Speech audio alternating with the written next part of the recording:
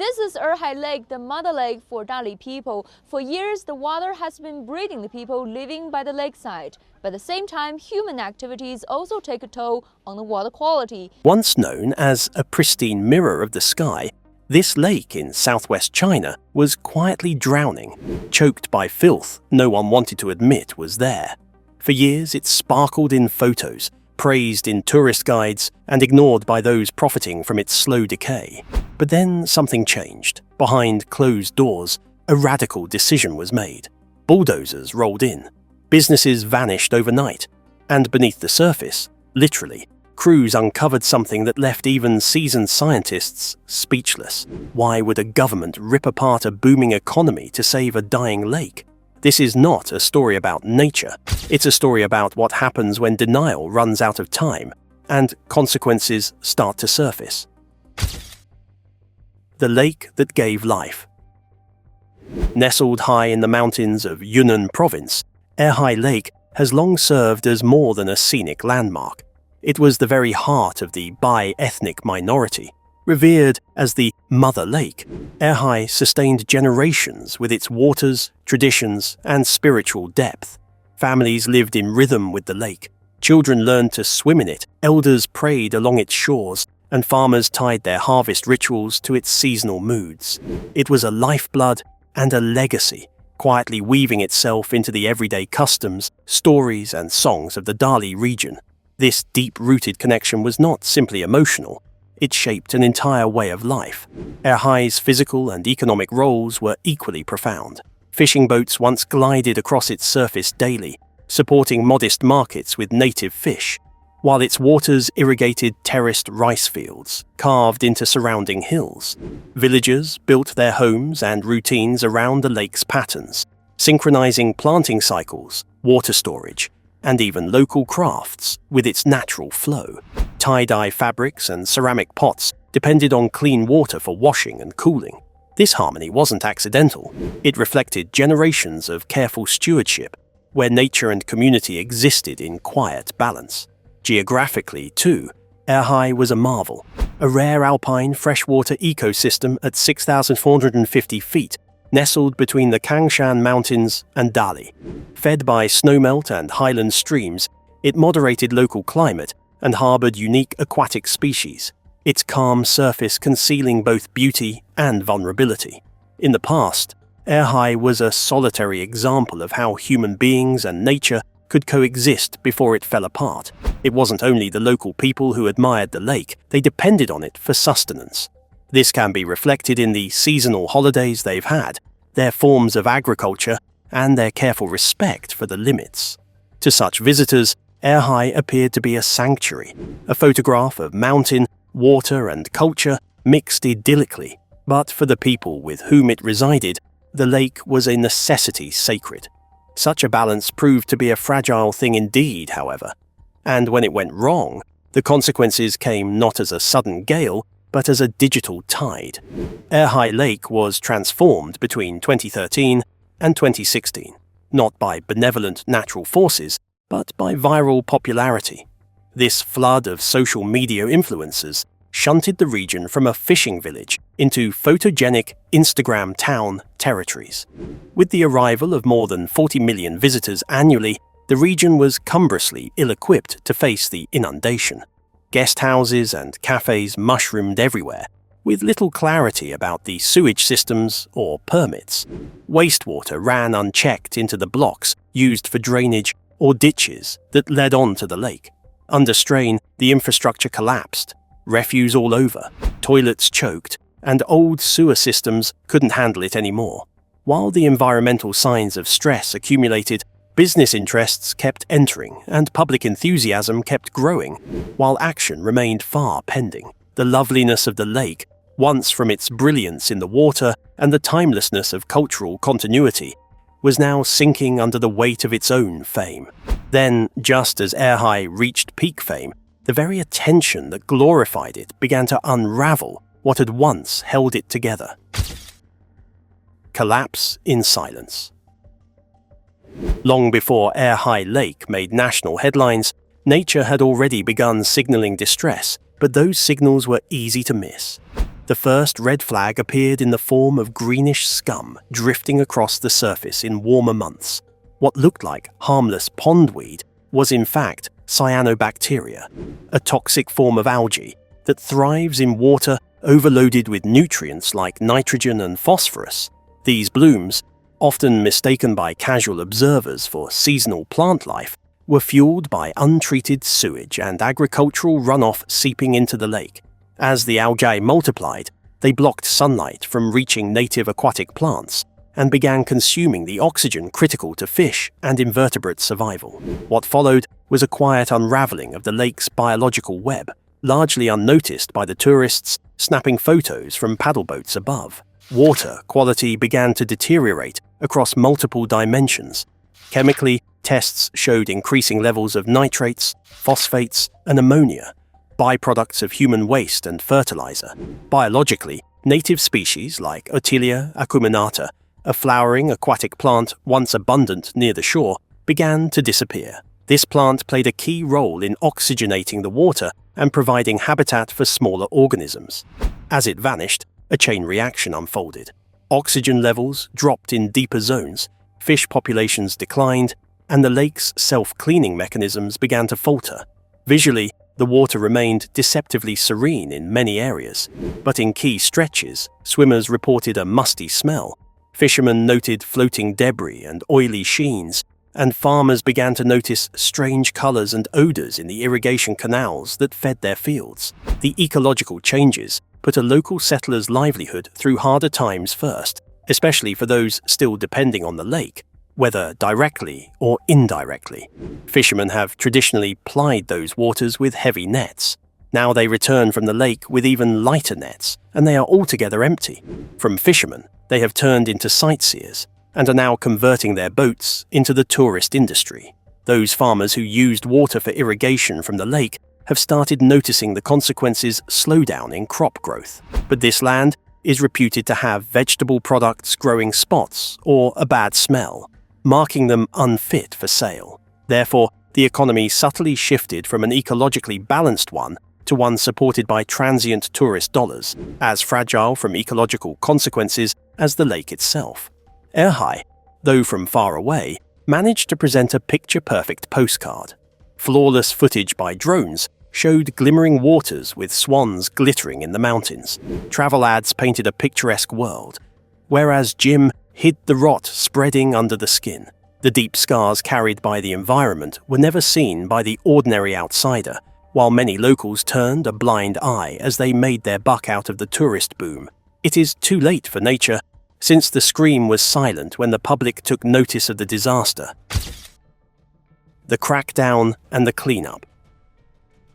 By late 2016, the situation at Erhai Lake had become impossible to ignore. Years of pollution, unregulated tourism, and infrastructural neglect had pushed the ecosystem to the brink. Internal government assessments painted a dire picture. Unchecked contamination threatened not only biodiversity, but also the future of agriculture, fishing, and tourism, the core pillars of Dali's regional economy. Under mounting pressure from Beijing to act decisively on environmental matters, local officials realized that half measures would not suffice. The lake was collapsing, and so the response had to be swift, forceful, and uncompromising. On March 1, 2017, the government launched one of the most aggressive environmental crackdowns in modern Chinese history. Over 2,400 lakeside establishments, including cafes, guest houses, and bars, were abruptly shut down. Bulldozers rolled in overnight, signage was stripped, buildings were gutted, and entire neighborhoods were razed without appeal or delay. Many business owners woke up to find their livelihoods erased in a matter of hours. The abruptness shocked the public, and reactions were deeply divided. Older residents welcomed the crackdown as long overdue, believing it was the only way to save the lake that had nourished their families for generations. Others, particularly those who had poured their life savings into the tourism boom, saw the move as ruthless and unjust. The emotional aftermath was accompanied by attention turned quickly to the lake itself. Any pollution that could have emanated from there was put to rest after much stricter enforcement of the laws against pollution. However, beneath the surface lay years of accumulated waste. What ensued was a difficult and nerve-wracking cleanup of the lake bottom, its tributaries, and its surrounding land. Here, teams of engineers, workers, and environmental specialists had to be deployed to remove all sludge, all debris, and all toxins accumulated over the years. Accumulations in hotspots, such as the Luxiang River, were so thick that they had to be removed by manual labor. Plastic, decayed food, metal objects, and industrial wastes buried deep under thick reeds and silt. Heavy mechanical dredgers sucked up the choked black sludge in the main part of the lake, saturated with nutrients that had fed the algal blooms, slaying the aquatic life. The sludge from parts of the lake bottom was so devoid of oxygen that it was termed biologically dead. More than 40,000 tons of contaminated waste have been removed, which would equal the weight of approximately 6,500 elephants. Yet more revealing than the scale of the waste was its silent persistence. Hidden pipes still leaked sewage behind patches of greenery. The worst discharges of unfiltered waste were located at the two former guesthouse sites. It seemed that everything was placid at the surface, but the lake was rotten from beneath. The cleaning, therefore, was not only an exercise in rehabilitation, it was a moment of truth. It brought out the cost to the environment of unashamedly bad growth, and it forced a fresh appreciation of the extremely fine line between development and destruction. What looked outwardly like a pristine environment, in truth, had been slowly disintegrating for years. The crackdown may have cleared the view, but what lay beneath the surface revealed just how deep the damage truly ran. Infrastructure meets intelligence. Following the initial cleanup of Erhai Lake, Chinese engineers and officials shifted their focus to preventing future contamination, a task they knew would determine whether the lake's recovery would be temporary or lasting. Their answer was bold and systemic: a 19-mile-long sewage pipeline encircling the entire lake to intercept all forms of wastewater before it could reach the water. This barrier collected sewage, agricultural runoff, and stormwater from villages, farms, and businesses, and diverted it toward newly built treatment centers. It marked a critical shift from reactive cleanup to proactive protection, a foundation meant to shield the lake from further human impact. To support this massive undertaking, multiple wastewater treatment plants were constructed at strategic points throughout the region. These facilities featured advanced technologies like sedimentation tanks, biofilters, and ultraviolet disinfection systems capable of neutralizing bacteria and viruses. In tandem, dozens of pumping stations were added in low-lying zones to intercept overflow runoff. This entire network operated as a dynamic system, adjusting to seasonal rainfall and pollution loads in real time. Importantly, the upgrades extended beyond public systems. Entire neighborhoods had their plumbing ripped up and replaced. Outdated pipes were sealed, homes reconnected to the new grid, and every property became a monitored node in a broader defense system. But hardware isn't the only transformation it has undergone. Right from the first day, data was the invisible force driving restoration. Water quality sensors have been installed across the lake and its feeder streams, and now transmit real-time metrics showing the turbidity, oxygen, and chlorophyll levels. With these data points, crews were enabled to act before conditions worsened, such as adjusting dredging schedules or bolstering filtration efforts. Putting some academics into the mix, Yunnan University brought some heavy-duty modeling tools to the table, identifying pollution hotspots, predicting outcomes of interventions, and sequencing restoration phases with scientific precision. This feedback loop links data, fieldwork, and strategy, ushering in a highly adaptive environment for restoration. Thus, when the sensors warned that dredging might release nutrients more than expected, methods were changed. It was similar to the designs of early wetlands that exceeded expectations and got replicated somewhere else. Again, technology had a tighter enforcement too. Violation alerts run in real time, flagged by surveillance cameras, mobile patrols, and automated alerts incurred new penalties. The project then became not only involving a site repair, but also a live case scenario of how infrastructure, intelligence, and enforcement can come together to protect a meagerly supported ecosystem, turning Erhai from a loophole into a case showing all-around resilience. When nature leads the way. While pipes and treatment plants provided the technical backbone of Erhai Lake's recovery, the most visionary dimension came from nature itself. Engineers and ecologists understood that true restoration required more than containment. It needed regeneration.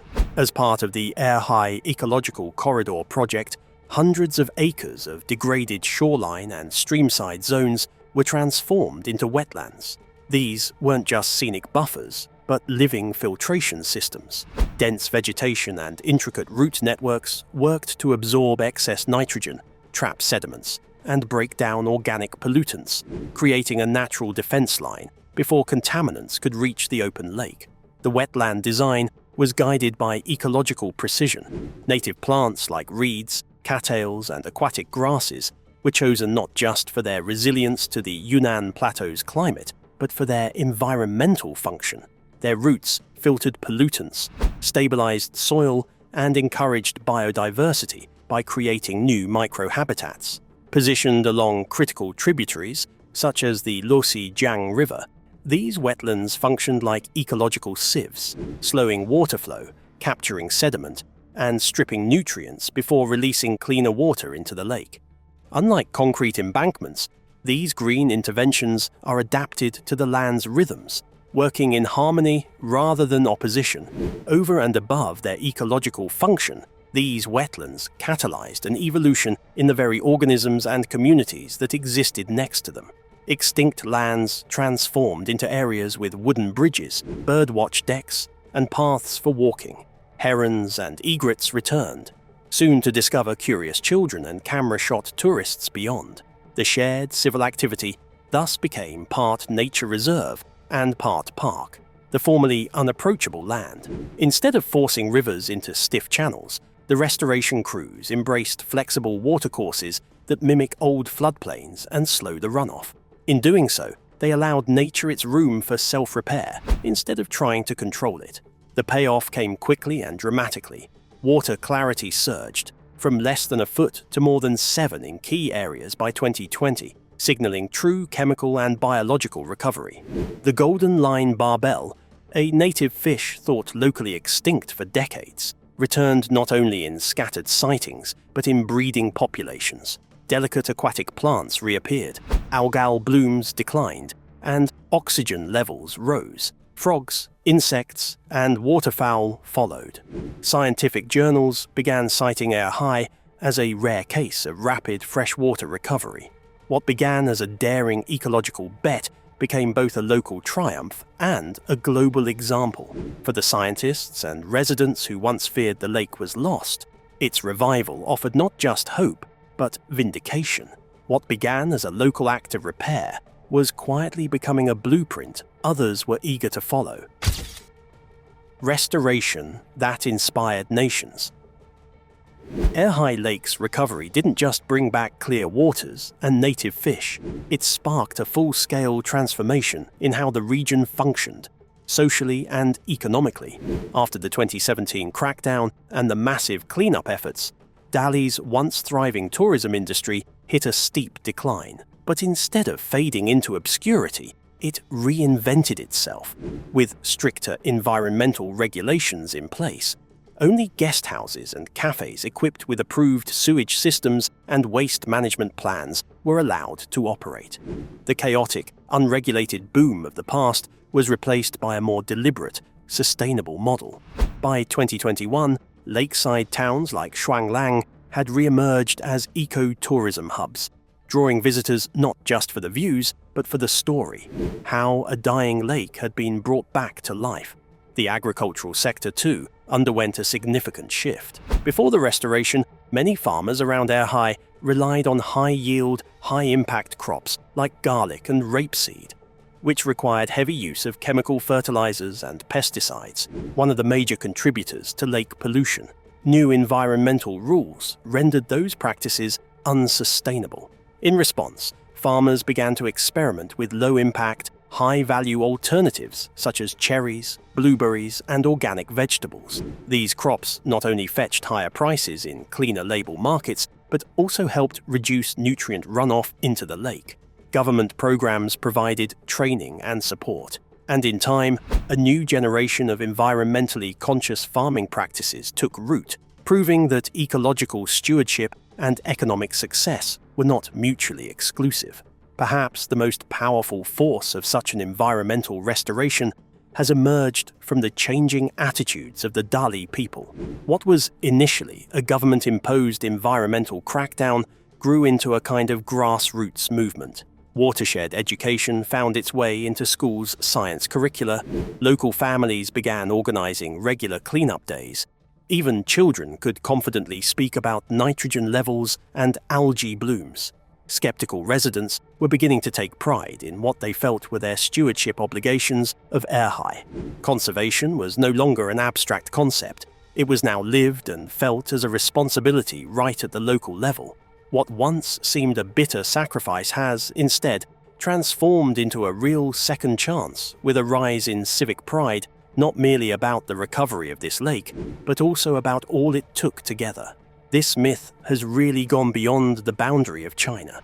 The lake also speaks of an international interest to delegations such as Southeast Asia, Africa, and South Asia, with regard to transformation in the lake, along with their desire to replicate that transformation in their endangered watersheds. Now, Erhai serves as a reference by policy and science forums in international venues on what can happen when science meets political will and public support.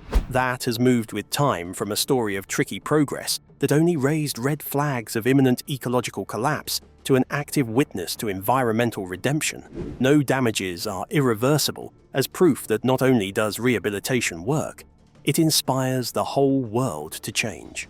If this story left you thinking twice about what lies beneath the surface, don't forget to like, drop a comment with your thoughts, and subscribe for more stories like this. Got questions or insights?